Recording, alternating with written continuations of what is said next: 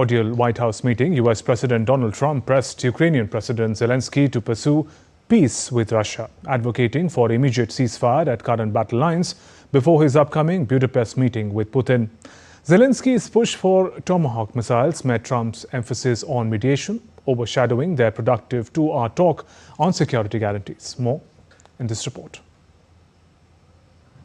President Donald Trump urged Ukrainian President Zelenskyy to negotiate peace with Russia on Friday. After a cordial White House meeting, Donald Trump pushed for an immediate ceasefire, even at current battle lines, ahead of his planned talks with Putin in Budapest. In a two-hour meeting described by both as cordial and productive, Zelenskyy pressed for the long-range weapons to strike deep into Russian territory, arguing they would apply constant pressure on Moscow's war machine. Trump's move to re-engage with Putin has frustrated Zelenskyy and some European allies in the past. It has cast a shadow on Trump's otherwise cordial exchange with his Ukrainian counterpart.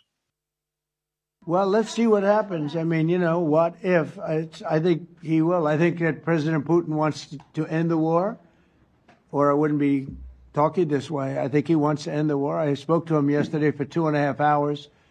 We went through a lot of details. He wants to get it ended. I think that President Zelenskyy wants to get it ended. Now we have to get it done.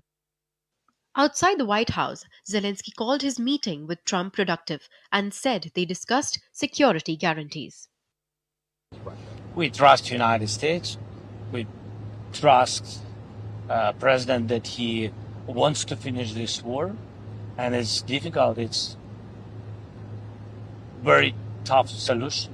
It's understandable why. I think that Russians afraid about Tomahawks, really afraid, because it's a strong weapon. And they know what we have, what kind of weapon we have, our production. And they understand that combination with Tomahawks, because we speak about it. We don't speak about Tomahawks like Tomahawks. We need combination. And that's why they're afraid of this combination. They understand what we can do. Meanwhile, on Truth Social, Trump urged both sides to stop the killing and make a deal, adding enough blood has been shed, let both claim victory, let history decide. The session cast a shadow from Trump's planned Budapest summit with Putin in 2-week separate meetings, as these two leaders do not like each other.